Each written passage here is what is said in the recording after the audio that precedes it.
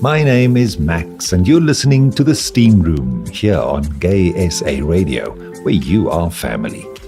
The Steam Room is brought to you by the South African National Department of Health's Phila Project.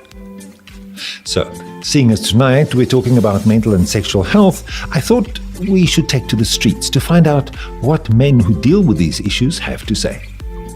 Do you use sex to feel better about yourself? I can't use sex to feel better about myself. I don't use sex to feel better about myself.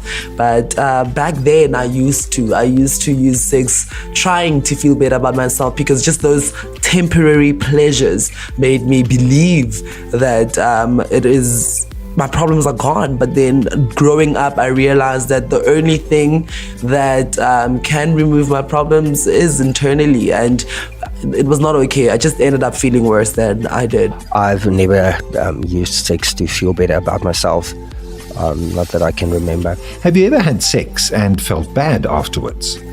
Yeah, I think it was when I realized for the first time that sex actually does not fix problems. And I felt really terrible, because it was building up. It was building up. I was going and having sex. I was going around having sex. It was I was really young, so it was building up.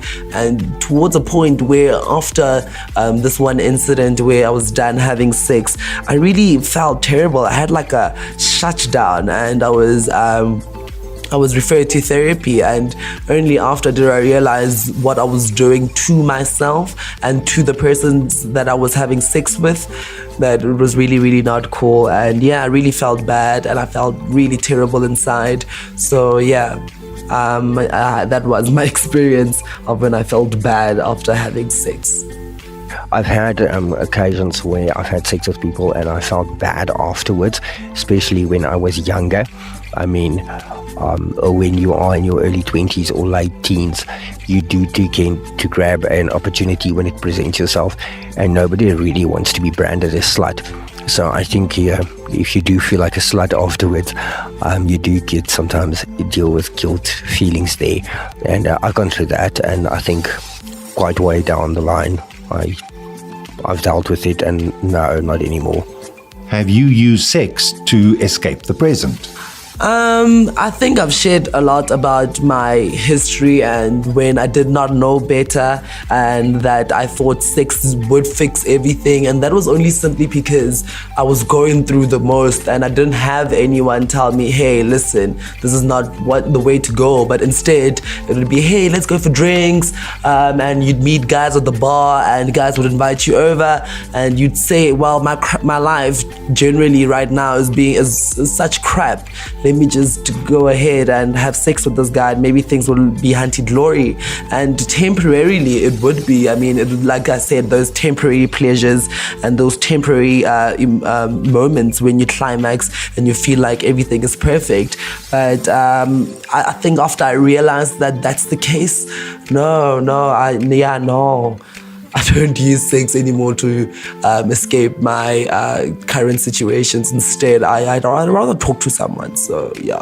I've never used sex to escape the present. I think rather you, in that moment, embrace the present than trying to escape it. So I've never used it as an escape tool. Does sex have an emotional bearing over you? Does sex have any emotional bearing?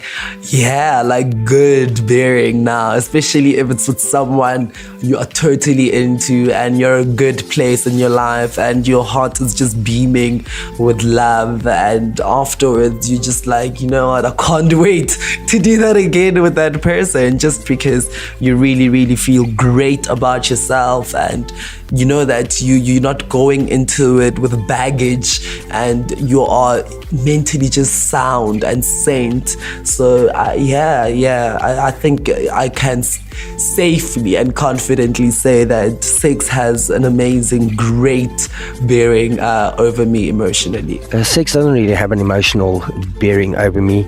Or once again, I think you need to kind of look at a balance there, and it took me a very long time to have a balance between sex and making love, and I am in a stable relationship with somebody I love very much.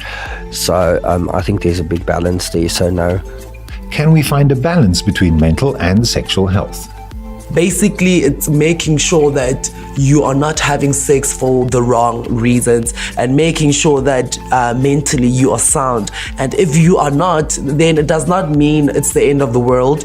Find help, go online, speak to professionals, seek help, listen to GaySA Radio, you know what I'm saying, and just see how you can sort things out for yourself before going out and having sex with someone else. So I think there is great solutions into finding balance between mental and sexual health.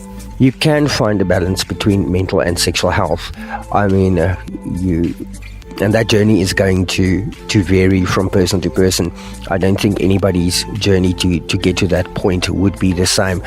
But there definitely is a balance, and I think in my relationship I have achieved that. And it's hard work, and it's a constant thing that needs to be tended to.